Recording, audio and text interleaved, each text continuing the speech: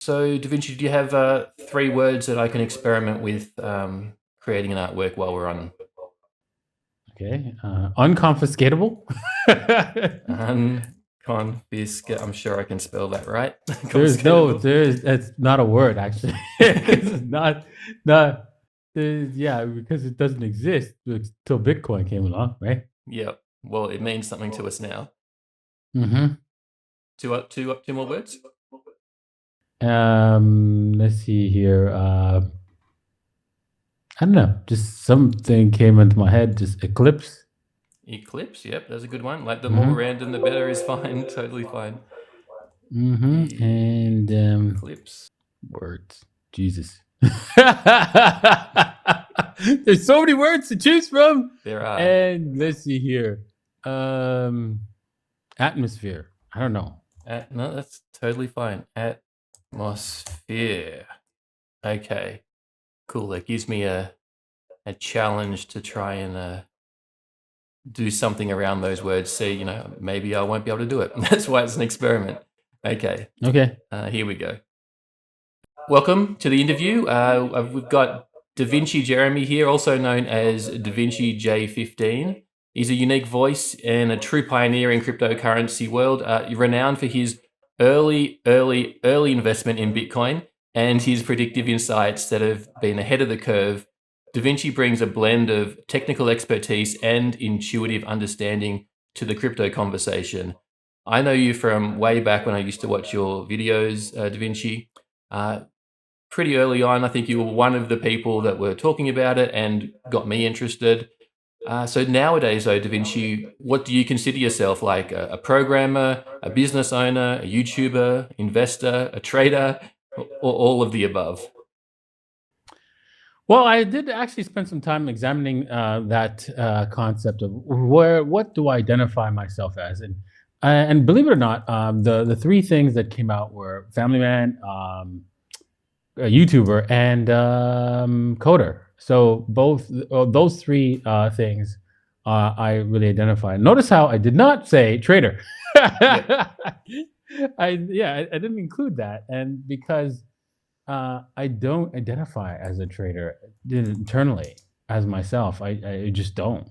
And so I realized that I'm doing a lot of things that I'm not identifying with, and so I will be making some changes along the way. I mean, I still like trading and stuff like that, but I don't identify with it. So I have to look at that and say, hey, you know what?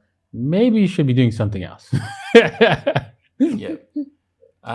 Do you enjoy it though, or it's sort of like a fun Yeah, side but thing, but not? enjoyment, I enjoy alcohol, right? But Yeah. should you be doing that all day long, right? I enjoy chocolates. Should you be eating chocolates all day long, right? No, right? It doesn't mean just because you enjoy something doesn't mean you have to do it, right? And yeah, so that's the key. And you know what? It's all about. It's not about. Hey, you know what? I enjoy it. I enjoy a lot of things. Enjoy a lot of things, right? But you just have to decide. You just have to decide how you identify yourself as, and what are you stronger feelings for. And those were the three that basically came out when I did my own experiment on what is Oh well, that I want to identify myself as, not what other people want to identify me as. yeah. Well, I'm glad family was top of that list up there. That sounds like you're on the right Mhm. path already. Mhm. Um, so let's start with Bitcoin. I guess that's where everyone wants to start generally, because for most of us it was our first love. Uh, but because Bitcoin is, as we all know, you know more than others. My audience doesn't know a lot about that. My audience sometimes comes from a crypto but art background. So because Bitcoin is like decentralized and there's no central leadership group, it's I've watched it change and vary over the years, and it's sort of at the mercy of the holders and the builders.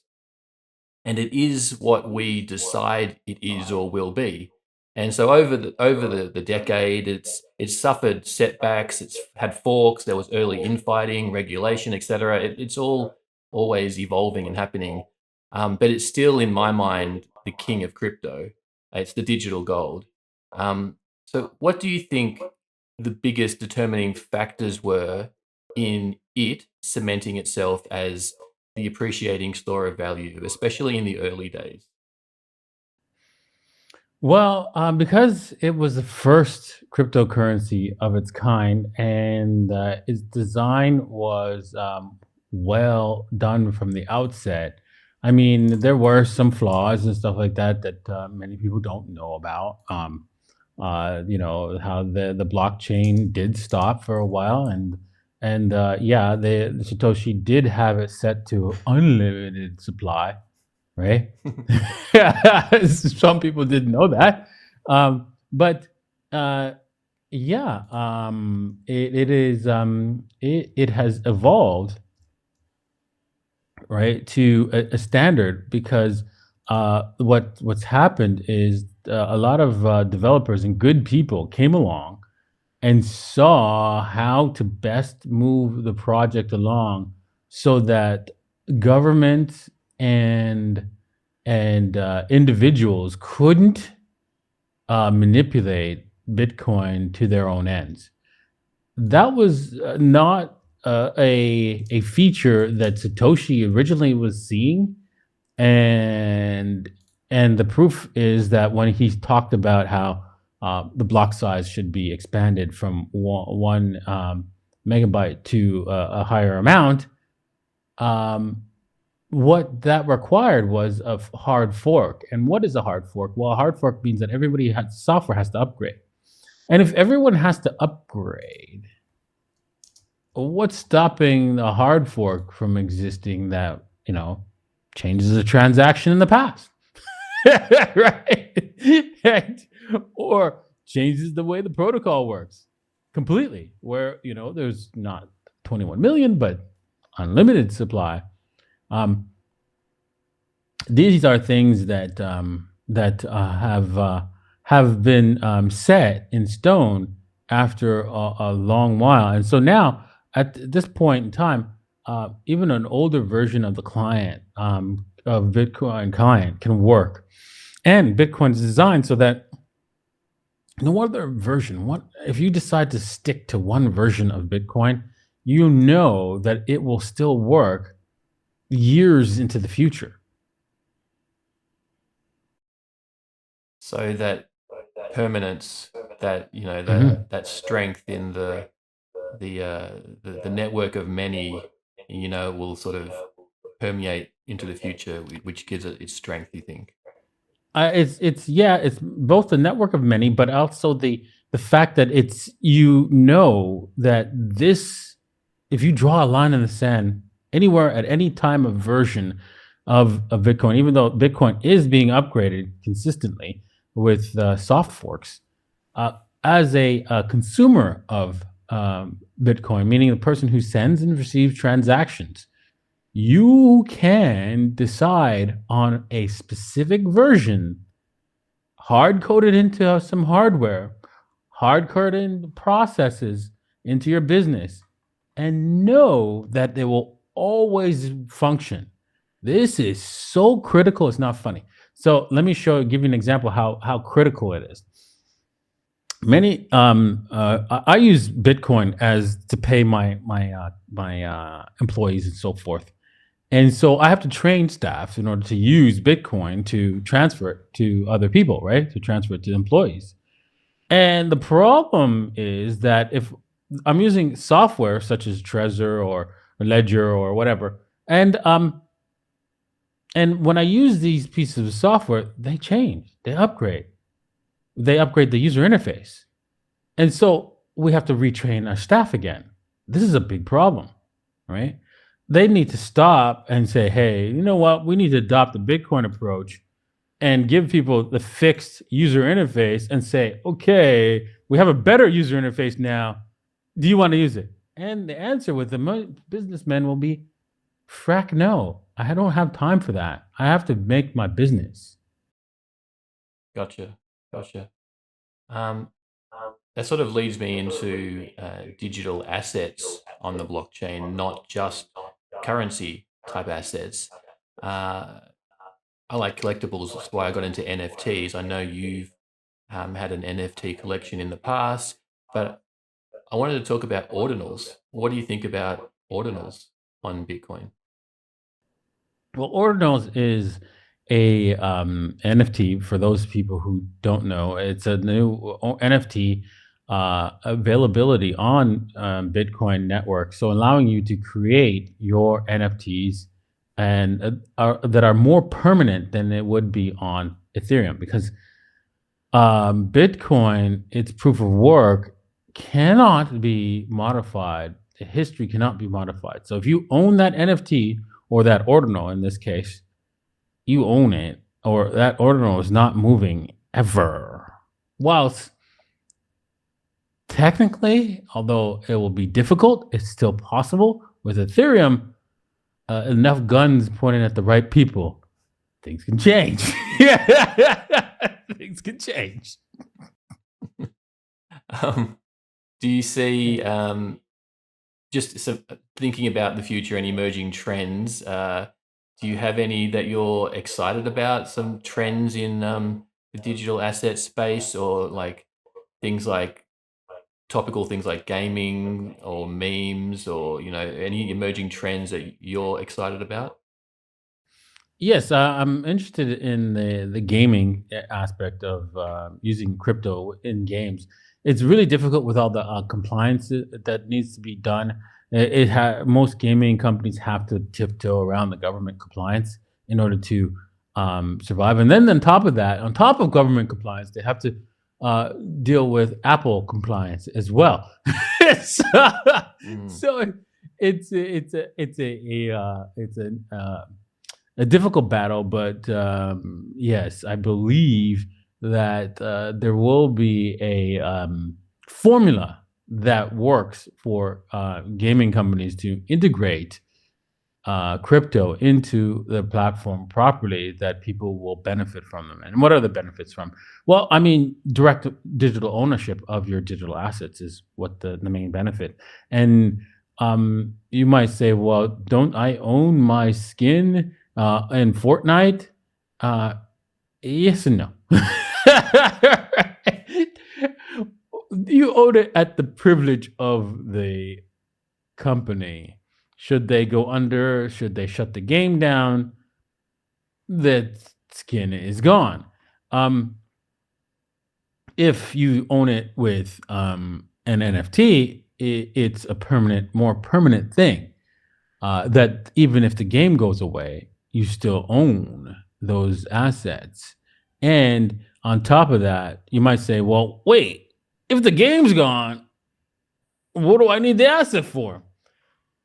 Yeah, well, nostalgia is a human trait that can be quite interesting to understand. Most people, right, look at things and see that, hey, you know what? I would like to have that, even though somebody else would not want it, but they want it because they remembered what it felt like when they did have it, and they want to keep that thing. So, for example, I'm going to bring in something, for example, that probably no one has, or very few people have, and I kept it as nostalgia. Oops, batteries fell out of it. Oh, This, I don't know if you know what this is. is that like a This, Pac-Man arcade? yes, a Pac-Man arcade from the 80s. This is a video game, Pac-Man video game that I bought when I was a child. And I'm keeping it only as nostalgia because I remembered how I felt when I had it. And maybe one day it'll have some value. I don't care. Really, it's just holding it for nostalgia purpose. If it were to get destroyed or somebody were to damage it, I would go out and buy another one. Thus, if someone has another one of these, it would have extreme value, not just to them, but to me as well. Yeah. No, it goes back to why we collect things. Why Exactly. it has meaning to us. Over my shoulder, I've Hmm. got a retro Mac as well I that see I it. that I rescued because I didn't have my original one when I was a kid, and I was like, I want to remember that. Exactly. And I have that another thing that I want to get the retro item. My very first computer, which is a VIC 20. I would love to get that. I had my VIC 20 for a very long time, but through the destruction of the family unit, thanks to governments, that's another story. I've lost it in a lot of damaged battles and stuff like that. But anyways, yeah, I would like to get that replaced. Yep, yep, totally, totally. Mhm. So talking about sort of looking at gaming or even memes, I notice you don't shy away from meme coins, as you say. Don't date them, don't hate them, just trade them. Um, Exactly. the if and that's good advice. I think that's good advice.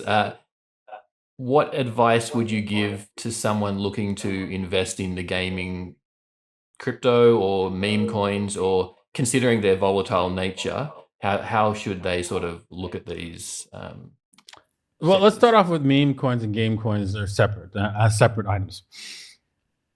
The meme coins, they are attached to a lovable aspect in our culture, right? So, for example, Pepe, obviously, and then the Shiba Inu, right? And then Dogecoin, right? So, what else provides? What else? What other value do these things provide? Well, virtually none. The only other thing that they provide is the fact that you can buy a lot of them at a low price and pretend or dream that one day they're worth $1, and then you're a multimillionaire. And one day it will, but the dollars will be worthless.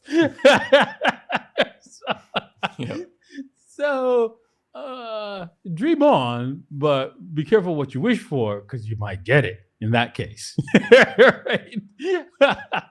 And yeah, you won't be happy with it. So, with everybody, I think everybody wishing for more dollars in their lives, they're wishing for something that's unlimited. Think about that for a second. Eventually, everybody's wish is going to come true. Now, but meme coins will continue to go up, and people will continue to buy them because, well, they don't understand the concept of divisibility, and you could say, well, what are you saying? People are stupid.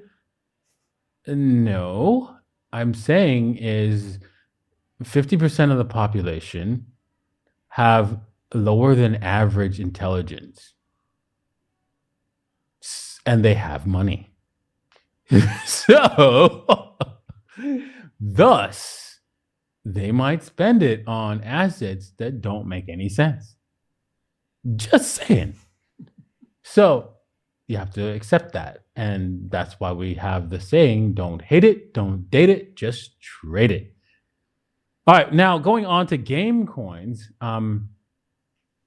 One of the things I've talked about with many of the gaming companies that I work with, and I actually realized I hadn't done this conversation with medieval empires, and I will, is that tokens need to have use case.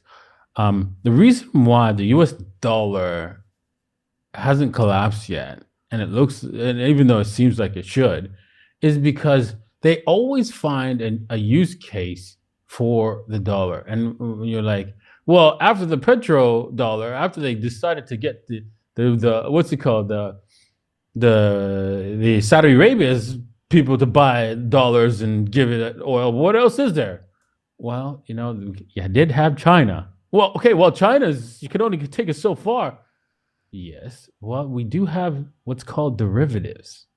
And derivatives are bets on something where you do not hold the underlying asset, you just hold a bet.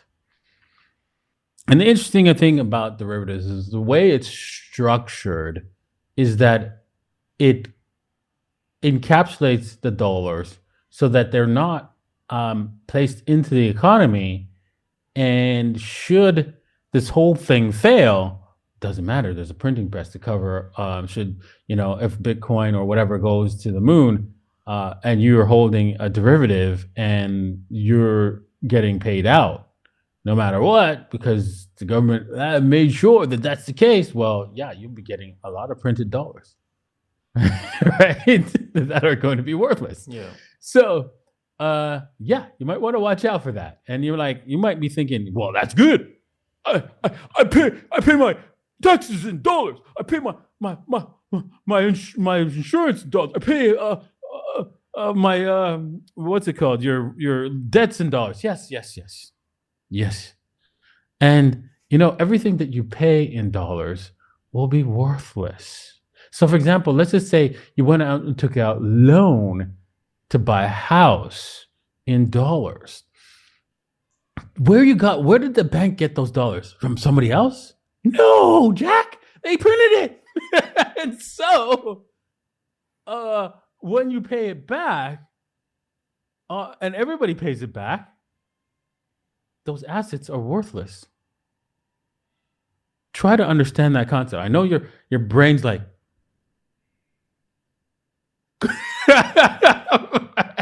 and you don't see it. But you have to understand, if you go to Venezuela, a house in Venezuela is worth quadrillions of dollars. Sorry, not dollars, but bolivars. Yeah. And yet it's only worth like $10,000, $20,000. Why?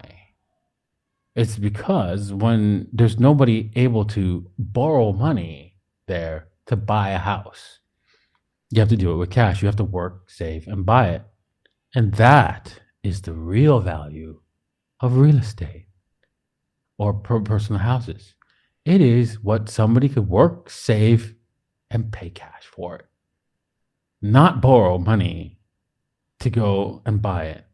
And if you don't believe that, take a look at the universities. Their tuition fees are out of this world. Why? Because you can borrow money to go and buy that. And so everybody does.